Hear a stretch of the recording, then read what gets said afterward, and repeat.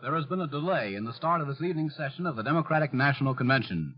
CBS Radio, therefore, will start its convention broadcast 1/2 hour from now at 9:30 p.m. Eastern Daylight Saving Time. Meanwhile, we resume our regularly scheduled program. Ladies and gentlemen, we take you now by transcription behind the scenes of a police headquarters in a great American city, where under the cold, glaring lights will pass before us the innocent, the vagrant, the thief, the murderer. This is the lineup.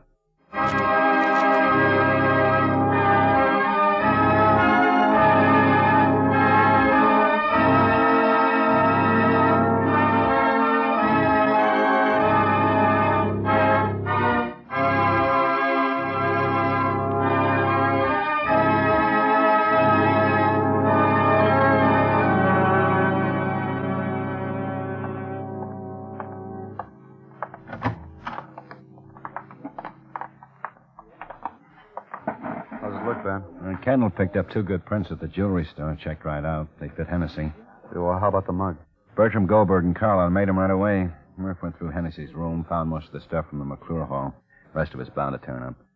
Fellow show up yet? Well, Carlton said he might be a little late. I told Pete to run Hennessy on the last batch.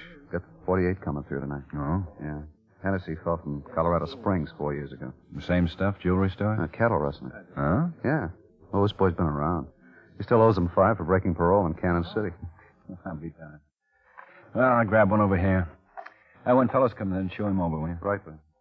May I have your attention, please? You people out there on the other side of the wire in the audience room, may I have your attention, please? Thank you. My name is Cogger, Sergeant Pete Cogger. I'll explain the lineup to you. Each of the suspects you will see will be numbered. I'll call off a number, their name, and chart. At the end of each line, when I ask for questions or identifications, call out the number. Please be prompt with your questions or identifications. When the prisoners leave here, they're sent to the washroom and dressed back into their jail clothes. It makes it quite difficult to bring them back after they leave here. The questions I ask these suspects are merely to get a natural tone of voice, so do not pay too much attention to their answers, as they often lie. All right, bring on the line. Keep it moving, boys. Right over here to the end of the stage. Spread out, stand facing the screen. Look straight ahead, no talking. Okay, number 1, Saul Greenberg, Grand Theft Auto. Get your hands out of your pockets, Saul. Yes, sir? Where do you live? Omaha, Nebraska. The last place you slept, Saul. Yorkshire Armed Departments. It's in the Riverside District. I don't know the address. Any weapons when you were picked up? Yeah? What? Well, I had a gun and a knife. Well, let's start with the gun. What kind? What make? A little .22 pistol, single-shot Smith. How big was the knife? Oh, about this long. 10 inches? 8 inches? About 10 inches. How long you been in town, Saul? Since last Thursday. Don't look at me. Look out there through the screen. Were you alone when you were arrested? Yeah, I was alone. What kind of work you do? I don't work exactly. Mean you've never worked in your life? Oh, sure, but I mean not on a job, you know. No, I don't know. What do you mean? What do you do to make a living? I steal cars. Thank you, Saul. Next, number 2, James Shanks, burglary. Up to the circle. Yeah.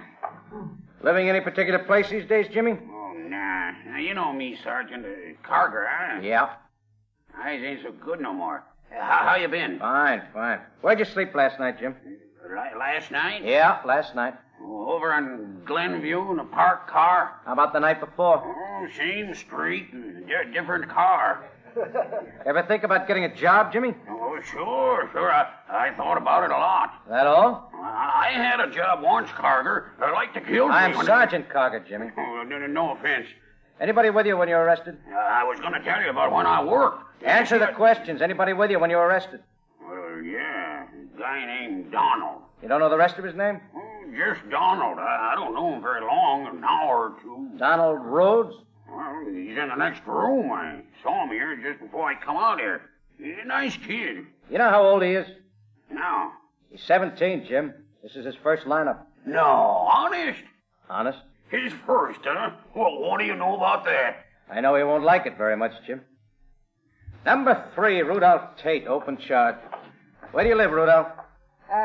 43, 356 North 107th Street. What do you do?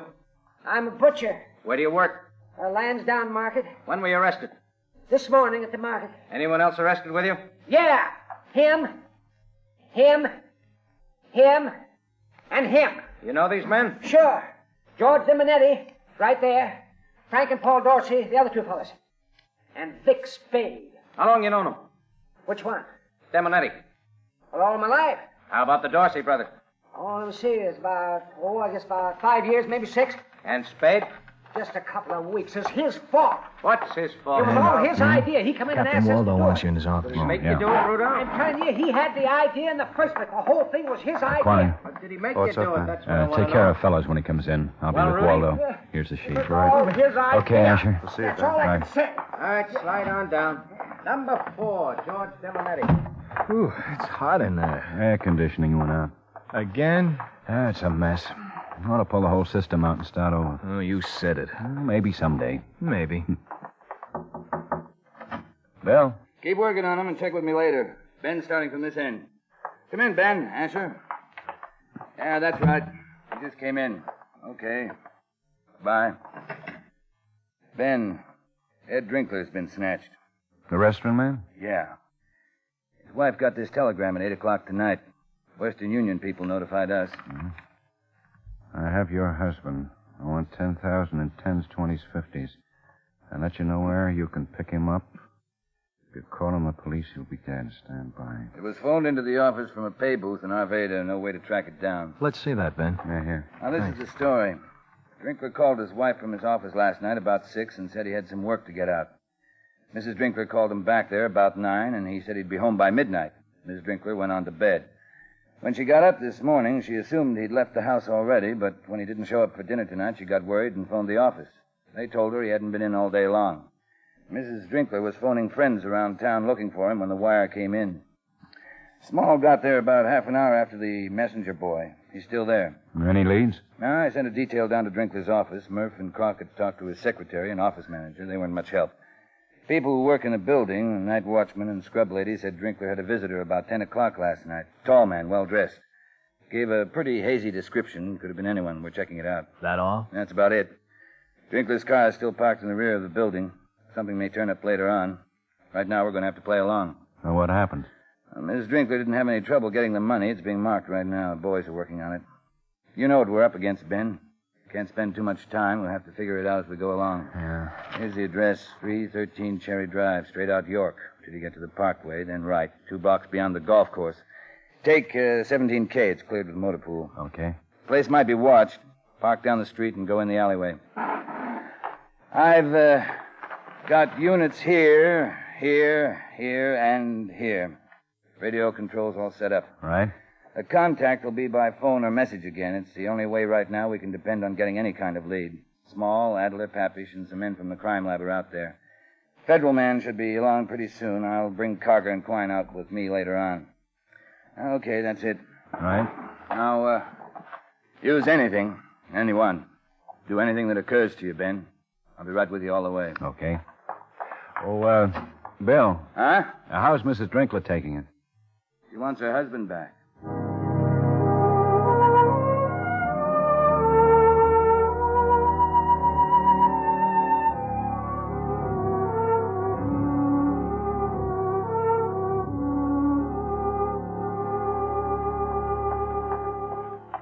Oh, hi, Small. Hi, Ben. Asher, Hi. this way.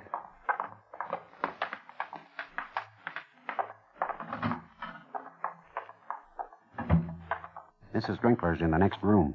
She's scared silly. Can you blame her? No, but we're going to need her if they happen to call. Yeah. The lab put in another line here and 3 extensions on the original line.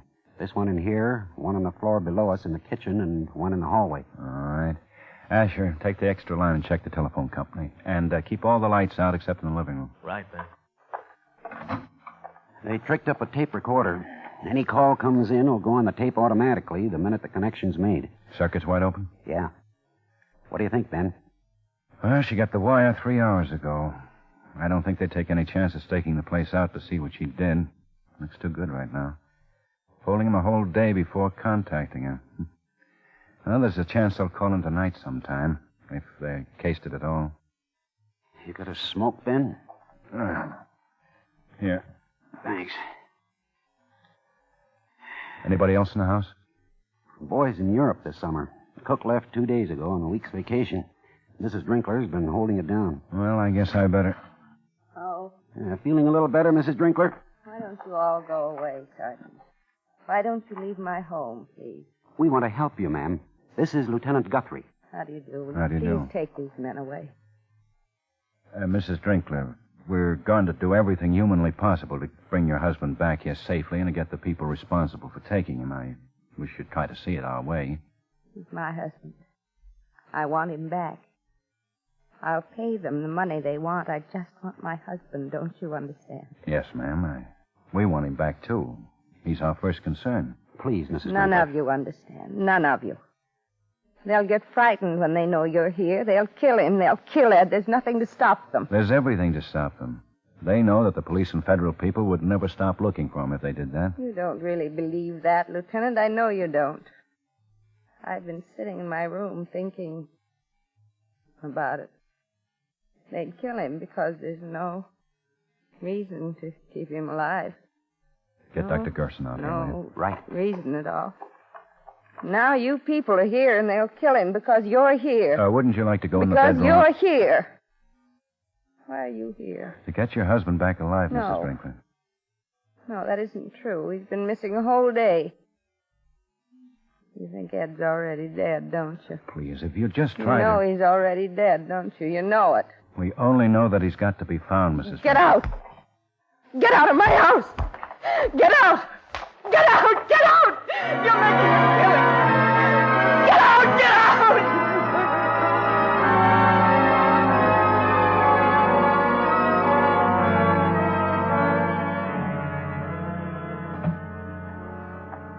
Well? Gerson wants to take her down to the hospital. Is she out of it? Yeah. Well, this is Officer Grace Hanley, Ben. Hello, Grace. How do you do, Lieutenant? You know the setup? Yes, sir. Everything may depend on the way you answer that phone if the kidnapper calls in. I know, Lieutenant. I try to stall him. Do anything. So he'll stay on the wire long enough to trace it. I understand. You can take it in here. I'll be downstairs. Make yourself comfortable. Thank you. Okay, Pete. Oh, don't jump it if he rings. I want to hear his voice. So we'll have to pick it up together. I know. Anything more on that description? Well, Quine took a crew and went to work on it. The man who runs an all-night diner remembered a black caddy sedan out in front of the building. Thinks he saw a Drinkler and another man get into it about 10 o'clock. Time checks with the others? Yeah. Fits with the tall angle, too. But that's about all. No license? Nothing. Waldo put out an APB on Drinkler and what we have on the other man. Car's not much help. Yeah. Well, long night coming up. Yeah. Pete. Yeah? As near as we can make it, he was taken around 10 last night. Yeah. Think he might still be alive? I'm afraid to think, Ben.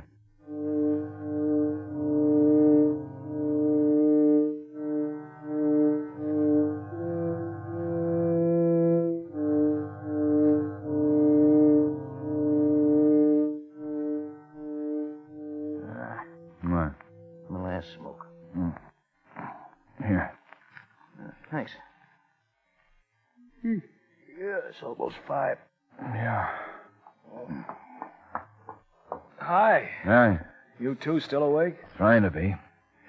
I think I'll see if our policewoman's still alive. She's had night duty for 3 months. She's used to it. Mm-hmm. Hi. Hello. Your house full of policemen. Sure quiet around here. We're the quiet type. Asher. Yeah. Hold it, Grace. You say when? We'll both pick up on the count of 3. Asher.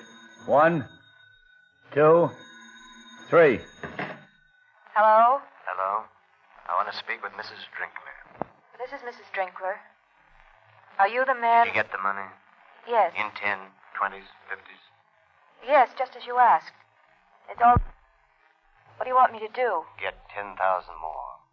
What? You heard me, 10,000 more in 10s, 20s, and 50s. But I can't get that much money. It took everything I'm not going to argue with you, Mrs. Drinkler. If you want to see your husband again, get another 10,000. But... And remember, no police. I'll kill him if you call in the police. Please, listen to me. 10,000 is all I can get together. I know that isn't true, Mrs. Drinkler. I want $20,000, and I want it at 9 o'clock tonight. Well, where? What do you want me to do? Drive over to the Museum of Natural History in City Park. Park your car there by the fountain. Have the money in a bag. Just wait by the fountain. Please. Okay, Grace. Good job. He's off. Okay. Thanks a lot. Sorry, Ben. He wasn't on long enough. We lost him.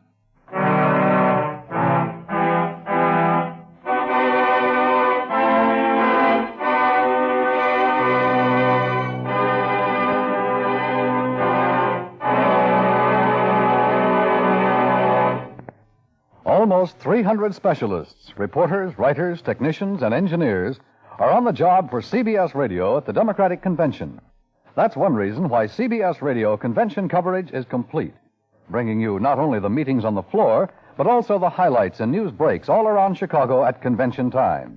Another reason why CBS Radio coverage is best is because of its famous reporters, Edward R. Murrow, Lowell Thomas, Don Hollenbeck, and many more.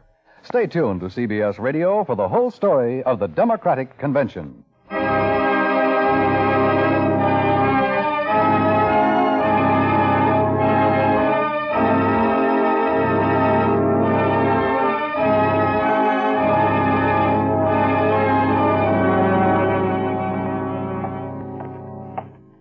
All set, Ben. Everybody's here. City engineer's office sent up that map? Yeah, it's marked already. Good. Okay, boys, the lieutenant's here. Let's get it down. All you men have your sheets on this? It's pretty scanty. We haven't got much to go on, but we're going to have to use what we have. Tall man who drives a black 46 Cadillac sedan. That's all we know about him. We want to know a lot more. Pete? Yeah. All right, come on up a little closer here. This is City Park. Covered on the east by Federal Boulevard, west by Franklin Street. 33rd runs to the south, Parkway to the north. 16 road entrances to the park. Now, here's the way it'll work. 2 men to a car, 1 car to every entrance. We start numbering them from the Federal Boulevard entrance. 1, and then here's 2, and 3, and so on. You men will be in cars covering the entrances. There'll be other units working Federal, Franklin, 33rd, and Parkway. Well, what about the museum itself, then? Yeah. Well, I can't take a chance. We'd like to have some men in there because it's nearest to the fountain meeting place, but someone in the museum might be connected with it. There's no way to station or hide a police officer around that fountain. The park commissioner's going to help us all he can. The whole thing's pretty much up to us. We hope the kidnapper shows up to get his money. We hope he'll drive the black Cadillac. We hope he's a tall man and that we recognize him. How's the other part of it going to work? Officer Grace Hanley's going to fill in again. She'll wear one of Mrs. Drinkler's coats, and she'll drive Mrs. Drinkler's car over to the park tonight. Anybody hidden in the car? She'll be alone. Communications will make up a new code signal for tonight. You'll get it in your radios. Any questions? Yeah, when do we start? Well, I'm staggering you. First car goes in at 4 o'clock. Anything else? I guess that does it, Pete. Okay. Right, Ben. Israel and Pollard, 16K on gate 1, 4 o'clock.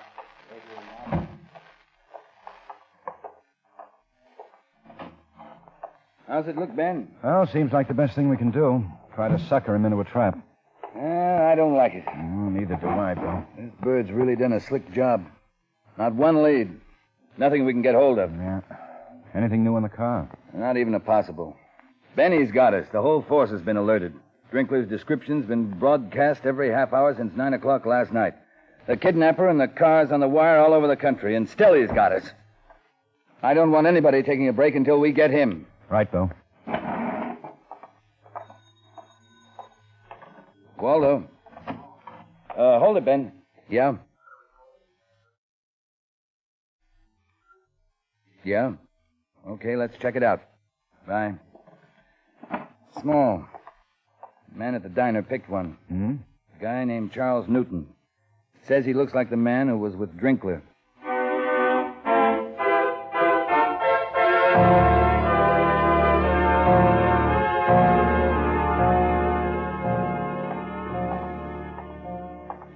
Here it is, Ben.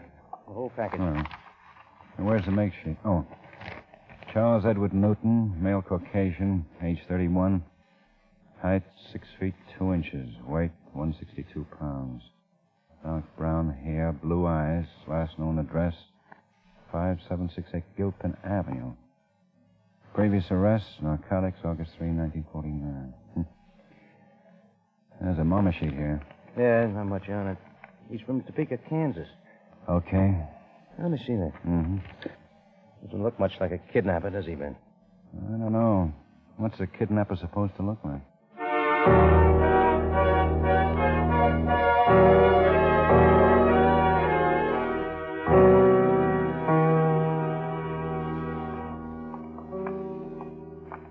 Here it is, Pete. 5768. Yeah. Well, at least the dog's at home. Yeah. Yeah, what is it? Police officers, we'd like to ask you a few questions. Police, you say? Yeah. Would you like to come in? Well, thank you very much. What is it? What's wrong? We'd like to know your name. Julie Newton, Ms. Newton. Why? What's your husband's name? Thad Newton. I'd like to know why you're here. We're trying to locate a man named Charles Edward Newton. We understand he lived here once. Oh, no, you're mistaken. Charlie never lived with us. Oh? Well, then you know him. Well, Charlie's Thad's brother. But he just had his mail sent here. He never lived here. Well, do you know where he's living now? Is he in trouble? We just want to talk to him, ma'am. You know his address? Oh, yeah, I have it written down. I have it somewhere here. Let's see. Oh, yeah, here it is. It's 3535 Columbine Street. Columbine? Yes, 3535 Columbine Street, Kansas City, Missouri. Well, how long has he lived there, Mrs. Newton? Oh, a month, I guess. Last time we saw him, he said he's on his way, and that's 5 weeks ago anyhow. Uh-huh. You know where he actually lived here in town? No, Thad told me Charlie wasn't... Well, he got in trouble now and then. Charlie only came here twice. Now and then he'd call us if he had any mail or phone calls, but he never let us know where he lived. Did he have any mail or phone calls? Once, a girl called up. I think she was from a used car lot in town, but that's all. Charlie called up later, and I told him about it. Now, when was this? Just before he left. Did Charlie have a car? No, I think he bought one from that lot. Do you remember the name of the used car dealer? Empire Motors, I think it's called. I'm not sure. Do you know what kind of a car he bought? Well, if it's the one he drove by, and it's a real nice one. Hmm? He came by to give us this address just before he left. He was driving a real nice car. When I asked him if he's going to buy it, he said he thought he would. It was a used one, but it was very nice. Cadillac, a big black sedan.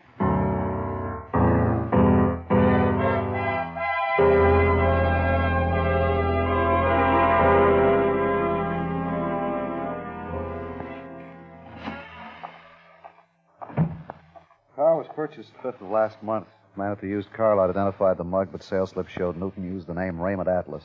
Same address on Gilpin. Yeah. We put out a supplementary APB. Turns out a lot better now.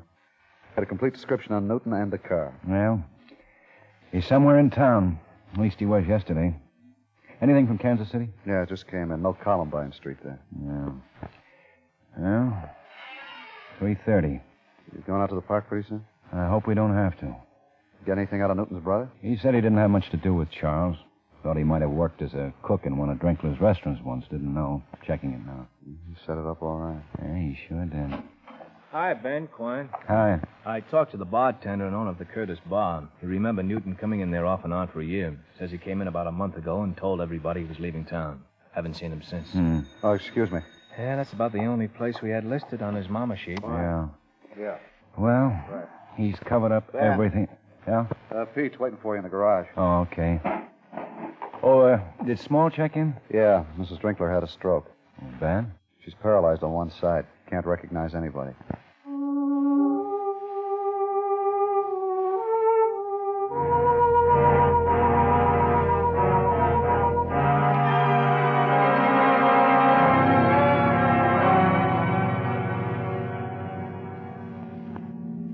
Aircraft plant must be letting out. Yeah, they take the boulevard up to Colfax. Sure a lot of cars. Yeah. That guy. Huh? Ticket. What'd he do? Cut out. Hit the radio, will you, Pete? Oh, it'll be dark in another half hour. Paper said the sun had set at 7:32 today. 33 at 211, 2345 Kirk. See the man. 99. A 415, number 312, Eldon Place. See the man. Should be all set up now. Yeah, I'll check. 17K to Unit 304R. Come in. 304R to Unit 17K. This is Waldo. Go ahead, Ben. Everybody set? Stand by. Roger. Want to take Parkway for a while, Ben? Yeah, won't hurt. You see that follow-up on Newton? What? 1946, passed civil service examination for the department. Huh? Yeah. He was going to be a cop once. 304R to Unit 17K. Go ahead, 304R. Everyone's posted here, Ben. Nothing so far. Okay, Bill. Hey, Ben. Huh? Up there. Hold on, Bill. 34 early, 678? Yeah, that's the car. 17K to 304R, spotted suspect. License number 34 early, 678. Black Cadillac sedan, headed east on Parkway. Roger. 304R to Control 4. 304R to Control 4. Suspect traveling east on Parkway. He turned off, Ben. Yeah. 17K, suspect turned right at 27th Street, now traveling north. We're following. 304R to Control 4. All units stand by. Seen us, Ben. We'll have to run him, P. Let her go. Unit 66, 68, 53 cover intersections at Randall Boulevard and 27th. Units 35 and 22 move in on the nearest crossing to Randall and 27th. 105A, 116K, 118K close in on intersections at Up City ahead. Highway and 2 police Federal. cars. He's seen him.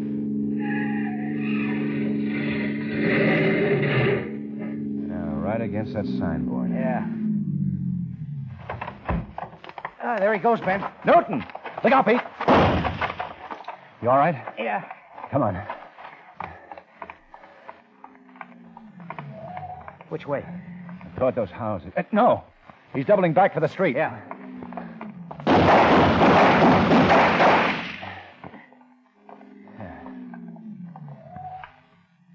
He's over there. Yeah. He wouldn't stop, Ben. Began firing at everybody in sight. Yeah. Better get an ambulance. Yeah. Come on.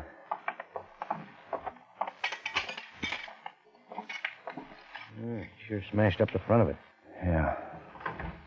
Ben, over here. Find something? Drinkler. Stuffed in the trunk. Ah. He was going to deliver him. Yeah.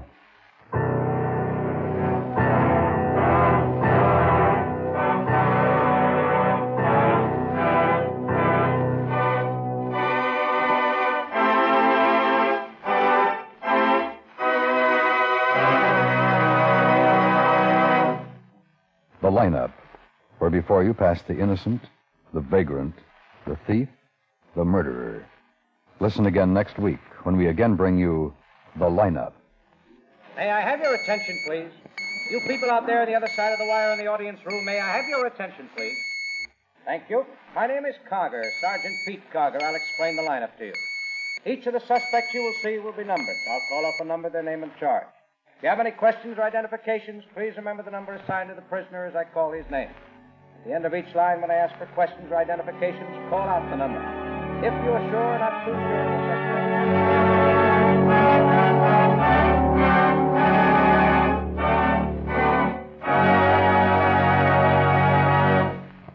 The lineup, starring Bill Johnstone as Lieutenant Ben Guthrie, with Jack Moyles as Sergeant Pete Carger, was written by E. Jack Newman with music by Eddie Dunstetter.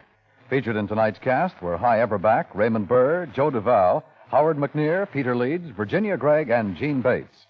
The lineup was transcribed in Hollywood by Jaime Del Valle.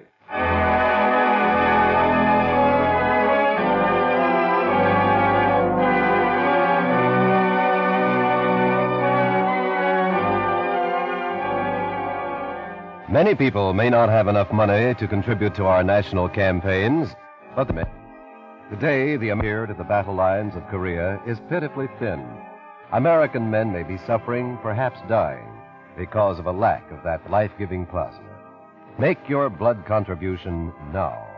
Give to America's bloodline a lifeline to Korea. Tune in history. Hear the Democratic Convention on the CBS Radio Network.